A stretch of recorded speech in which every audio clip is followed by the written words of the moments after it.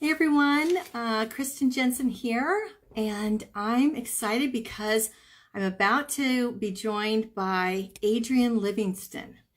I'll introduce you in just a minute. I'm going to go ahead and invite her. Here we go. Hopefully that worked.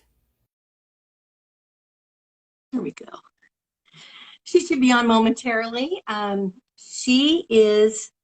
Has been working. Oh, here she is. Yay. Hello. So the lovely Adrienne Livingston is from Portland, Oregon, but she's in Wyoming for a retreat, I guess, kind of a team building retreat thing. That's right. Well, I grew up in Wyoming till I was about 10, then moved to Massachusetts. So I got kind of the West and the East. But I'm so glad you're here. She is the director of anti-sex trafficking initiatives with Worldventure.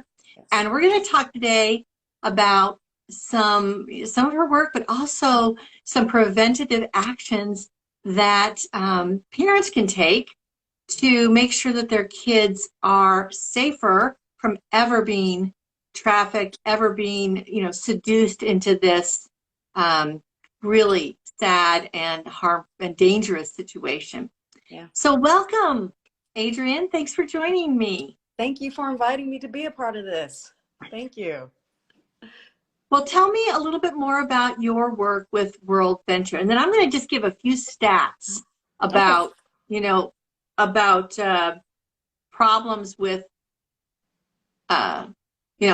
the stats about sex trafficking. Okay. All right. Yeah. So, yeah. What is Worldventure? What is this? What is this all about? Yes. So Worldventure, we've been around since 1943 and really started as we're pretty old, which, we want more and more. As we know, when we have breath in our lungs, we continue to grow. So we want to continue to grow. But we have been a traditional mission sending agency. So sending individuals for a long-term period to primarily do church planting. So we have theologians that teach at Baptist seminaries. We have evangelists. So it's a Christian organization, yes. But you work specifically with anti-sex trafficking, right? Exactly. So what do you do with that?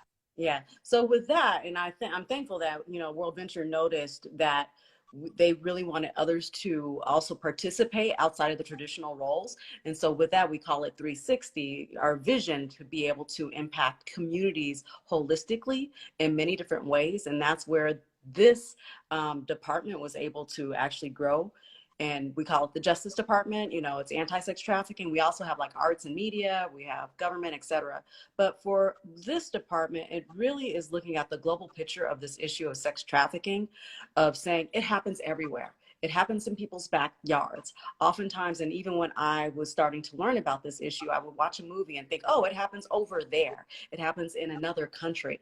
And then till you start to learn about what are the characteristics, what does it look like, and you see, oh, wait a minute, it's happening in my backyard. Once you truly understand and quit believing the myths and what culture has taught us about sex trafficking, about prostitution, about all these things. And so for me, it was about finding what was the best role for Worldventure to participate in, and that's education awareness, as well as prevention and ending the demand. So those are the three primary focus areas. Not that we won't participate in others, but that's where, when we look at the breadth of this unfortunate nightmare, we all have different roles to play.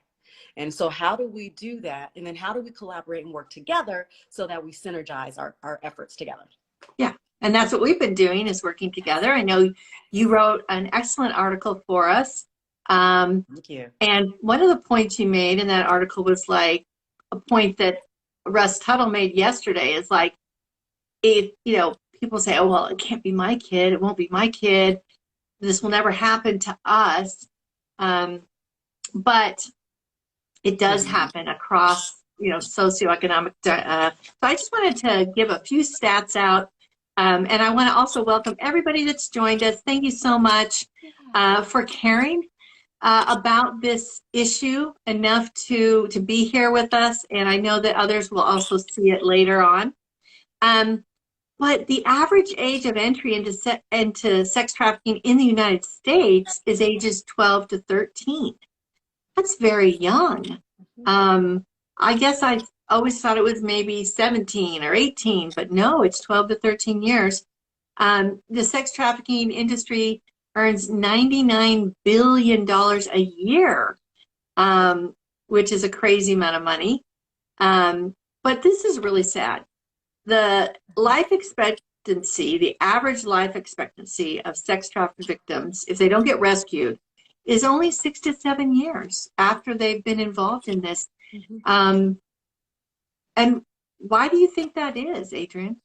So I'm going to start with the statistics. So with the 99 billion, just imagine of human trafficking, it's 150 billion. 99 billion of that's from sex trafficking. That's 2/3. This is a 2014 statistic. So imagine, we can't capture all the numbers. How much larger is the iceberg, right? And that money, think about it, it's actually, this is sick and sad too. It's tax deduct, it's not taxable. So it's 100%, it goes into the pockets of those that want to exploit and be the perpetrators and harm others. Yeah, because it's illegal money. It's illegal money. It's illegal money. It's the second largest criminal industry behind drugs. And so the third is arms. Now, as far as the life expectancy, just imagine you are in one of the most dangerous, unfortunate, I hate even calling it the industry, but basically in that you can get a sexually transmitted disease, you can die because of homicide, a drug overdose. So there are so many components and things that intersect with it that we don't think about, that it's whether it's dying by the hand of your pimp or even a person who's a purchaser. And one thing I would like to say is people call buyers Johns. I think that's a cop-out. People's names are actually John, right? When a person says a John, unless you sometimes define it for them, it's not really calling out the activity and the action that this person is doing. They're buying another person. They're being, so it's calling that out for what it is. So within that 7 years life expectancy, there's so many things that, are unfortunate products of this industry. Even birth, when a woman gives birth, that's one of the most dangerous times that she's actually, in her life, because that's giving birth. You can die giving birth. So there's so many things that contribute to that. Yeah. Well, let's just go to 2 more statistics. Thank you for, explaining that.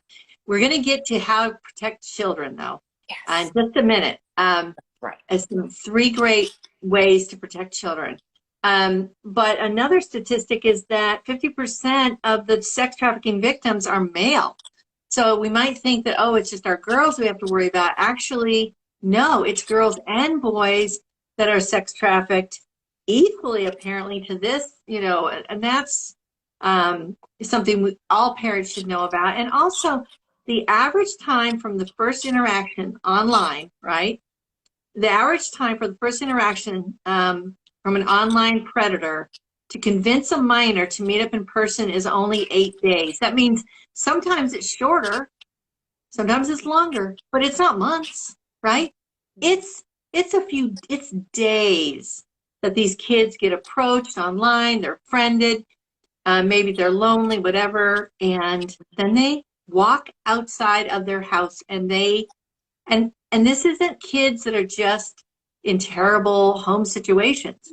These are kids that have 2-parent families, have, in a higher economic demographic. So we need to make sure that, we are not, again, thinking that it would be our kid. We have to protect them. So with that, why don't you give us a couple of these 3 ways that parents can make sure that their kids are more protected from this kind of fate? Yeah. Well, I think, the first thing that you even mentioned was social media. Really understand social media and how to protect kids. And so I know you have resources that parents can use for that, that's hugely important, because that's one of the ways that these perpetrators, these pimps, traffickers Big actually way. recruit, right? And Yeah. imagine, even with COVID, just everyone went online, so that increased even more so. So pay attention to social media and even all the different things that youth try to do, because I think there's another name for Instagram that's like another account that they have to hide from their parents. I can't remember what that's called right now. You might It's recall what a Finsta, a offense Finsta, a stuff. fake Insta. Exactly. Exactly. And, really educate your child about the use of social media, having them understand what even catfishing is. And that's a person who's posing as possibly a younger child to try to befriend and build trust with that youth. So that youth really thinks that, oh, this is someone my age. And, oh, you just want to meet up at the park? Oh yeah, I'll go there. So really educating youth on the dangers, so that you're giving your child ammunition, hopefully, to help prevent this from happening. So that's one. And then also pornography. Pornography is a huge driver of the demand. And I know you do so much work with that. And one of the things that prior to me even meeting Kristen, I was promoting her work without even knowing her, because she has a book that's called Good Pictures, Bad Pictures, really giving language to parents and other adults to use to actually address pornography with their child.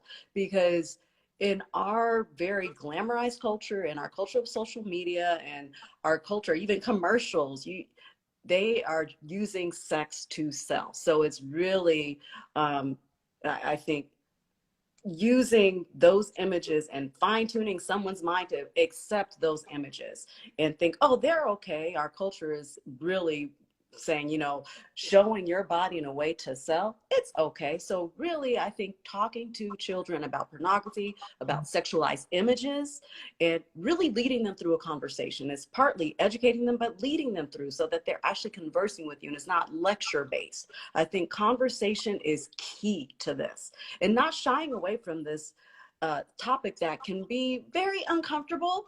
But I'd rather them be uncomfortable in my presence than being in the presence of someone else who's going to teach them wrong. They're going to learn about it.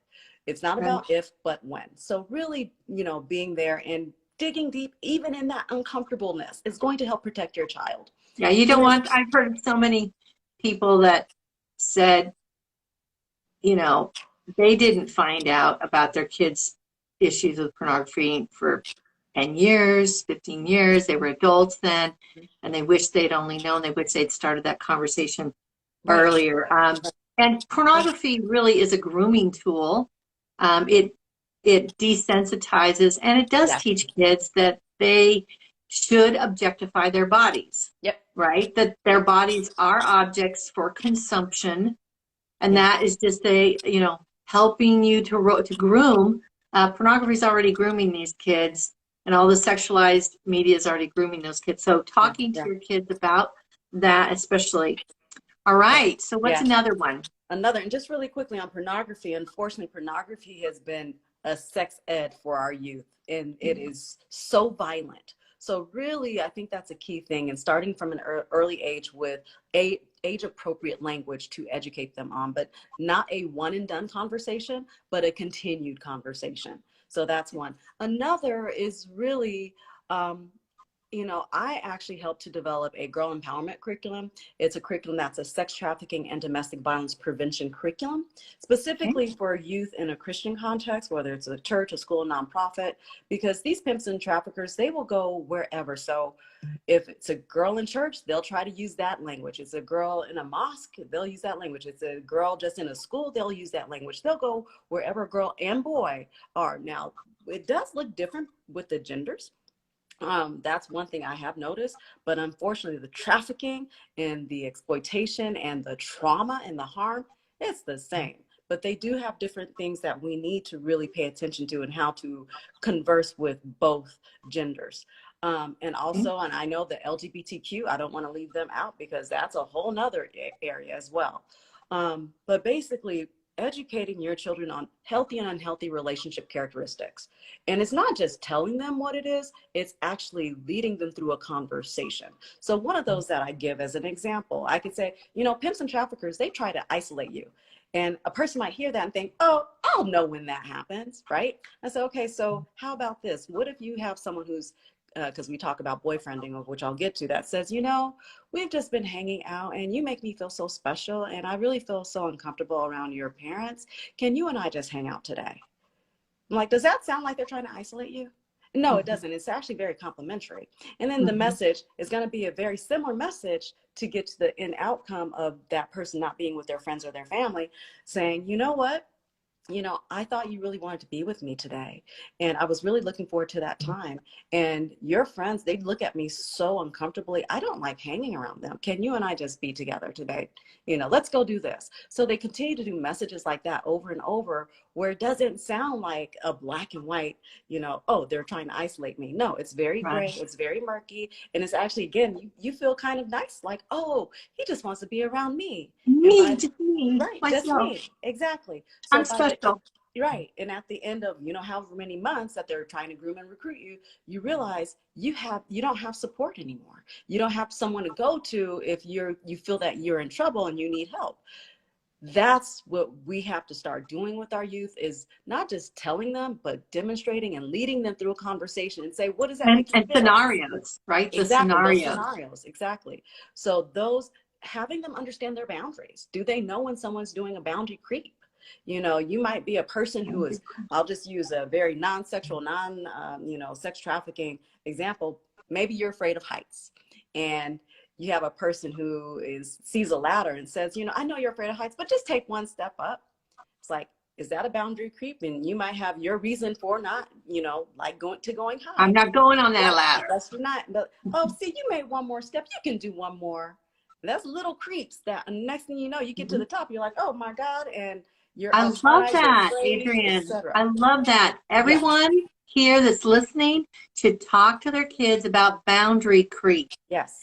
Boundary creep. I haven't Googled that, but that Yeah. is great, because Yes. it's those little scenarios that help kids recognize, maybe this person is trying to get me to do something, you know, and it's just the first step, Right. right? Right.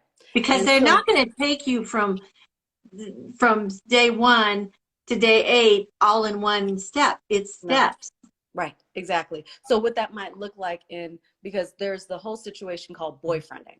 That's one way that someone tries to groom and recruit a person, Oh, you yeah. know, a young girl, to all of a sudden being trafficked, where that girl really thinks that it's a person who's interested in her romantically. This is going to be my boyfriend. Typically it's an older guy, younger girl. And, you know, with that, she has no idea that he has nefarious plans for her. Yeah. And it could look like, you know, I just like holding your hand. Let's, you know, and me as a girl, I don't want you to put your hand around my shoulder. Let's just hold hands. And one day, you know, we're sitting down at a movie and all of a sudden he puts his hand on my shoulder and I'm like, you know, he's like, it's okay. We're just in the movies. So that's a boundary and creep. In my question, and I think talking to youth about, is it respectful? Are they respecting your boundaries? If they're not respecting your boundaries, is this someone really, and I want to throw in the word love, because that's a whole Yeah. other thing. They think, oh, but this person is loving me.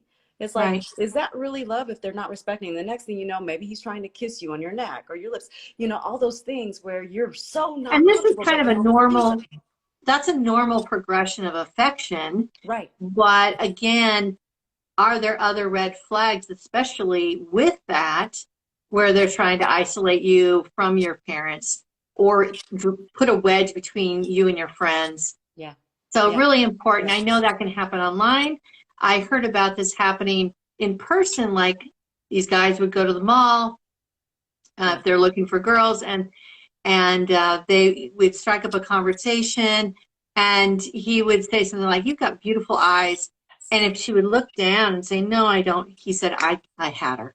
Like that was the one, Lack of you know, confidence. They look for that. lack of confidence. So I'm going to exploit that vulnerability. Well, let's finish Yeah. up here. You have one more to talk to us about.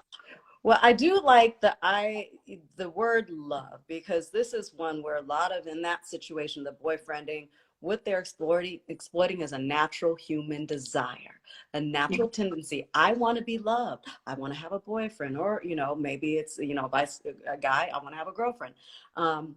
And that girl really thinks, oh, he's whining and dining me. He's showing me love.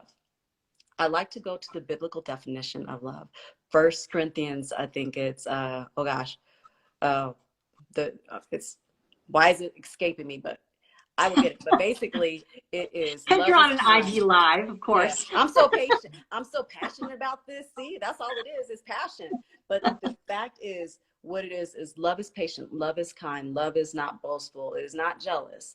You know, to really have a child, and this can be for any type of relationship, not just a romantic relationship, is really, instead of using the word love, replace the word love with that person's name. So James is patient, and doing it over time, because maybe in the beginning of our relationship, James is patient. Okay, James is not boastful, you know, he's not prideful. Nope, James is not prideful. James jealous. Like, nope, James is not jealous.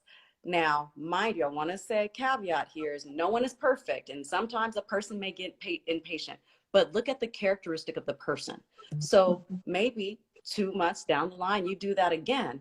James is patient. Well, he's not being so patient with me, and really taking time to ask the question and answer the question. Just don't go through very quickly and say, you know, I sometimes he makes me feel so stupid. And okay, is James jealous? James is very jealous. I can't look at other guys with him thinking I'm trying to be with them. So really, then my question is, after you go through all those characteristics, because these are characteristics of love, ask, is that really love? Right. Because if this is the definition, and you're seeing they're not treating you right, they're not listening to your boundaries, they're, so many things, it's like, is that really love? Right. Is that really a person you want to be with? We know Yeah. you want love, and having them, instead of me as a friend saying, oh, that person's not treating you right, no, and they can make their excuses. It's like, let's have them actually look at what the definition is and measure it themselves. I looked at the definition of love in the Webster's dictionary. It was all dealing with romantic love. I'm like, that's not a great definition. Love So is what so you're really, complex. yeah, so what you're really trying to do is teach these kids what a healthy, loving relationship is all Yes, about, which exactly. again is not portrayed in porn, that's for sure. No, So you it's not want violent. to, right. Love shouldn't, if someone loves you, they shouldn't be hitting you, No, strangling you, hurting you. no. So yeah, because I'm telling you, pornography is completely changing the way kids think about sex. Right. I was talking with someone the other day and she was saying that girls now are asking to be strangled in, in sexual encounters because they think it's going to give them this much better. And all of the problems now that they're having, and even, loss of air to the brain damage. Yeah. Anyway, all these things portrayed in pornography that we need to warn our kids about. Yeah. So we talked about, again, teaching your kids to reject pornography and all of the things that pornography teaches, the objectification and all of that. Recognizing these boundary creeps, recognizing the boyfriending tactic, Yes. and then teaching your kids what a healthy relationship is like, Yeah. so that they won't be falling, as vulnerable to Right. people that are trying to manipulate them, right? Yeah. Because that's really what ends up happening is they get manipulated into a situation where then they're just taken away and used. And you can sell a person over and over and over again, several times a night, 365 days a year. Pretty much you can sell a person, and that's why it's so lucrative. Right. So it's something we really need to be aware of and to be watching out with our kids. Yeah. All And right. it's harder, I'm going to say, and it's harder to prosecute when it's a human compared to drugs and arms, because drugs and arms are products that you can lock up. That's evidence. As a person, you can't lock up. So it's even harder to prosecute. And the one thing I want to leave with is for parents and just people, look up the Teen Power and Abuse Wheel and take your child through that. That will give different areas of teen power and abuse wheel, because it goes through, WHEEL, right? It goes through wheel. Okay, wheel. sorry. Not I thought you WILL. said will, like WILL. I'm like, is this a will, like illegal? Okay, wheel. The Will. wheel. I'm sorry. That's okay. I'm a Maybe little I'm missing not link. hearing you right. Sorry about that, Adrian. That's okay. Okay. And so it goes through like emotional abuse, financial, physical, sexual, for, and the different things within that can show, oh, these are signs of someone trying to emotionally abuse me or sexually abuse me, or etc. So I would actually even take my teen through that. I wish I would have had that as a young adult, even into going to womanhood. And I've known so many women that even when I share that very well, and there's a bigger will where it's just power and control will, but even older women are like, wow, I wish I would have had that. So that's the one thing So I want the to leave everyone. teen power and And control wheel. Look it up. Okay, maybe yep. yeah, that sounds great. Well, thank All you right. so much. How can people get in touch with you if they have questions? I haven't seen any questions come up here, but if they have questions for you, how can they Yeah. get in touch with you? I would say two ways. There is my website, justicehopefreedom.com. So there's a way to contact me. And then my Instagram page is JHF Ministry. I think that's what it is. It's been so long Yes. since I actually looked at it. But yeah, there you go. So those two ways. JHF as in Frank Ministry. So yeah, you can contact me there. Yep. Well, thank you so much. Enjoy the rest of your time in Wyoming. Thank you. And going out on the lake today. So good. yeah. Well, we will definitely be in touch again. So thanks so much for all your work and all the time you spent to educate parents about, just making their kids less vulnerable to sexual exploitation, really of all kinds. Yeah. Thank All you right. for having me. Mm-hmm. Thanks. Bye-bye, Adrienne. Bye-bye.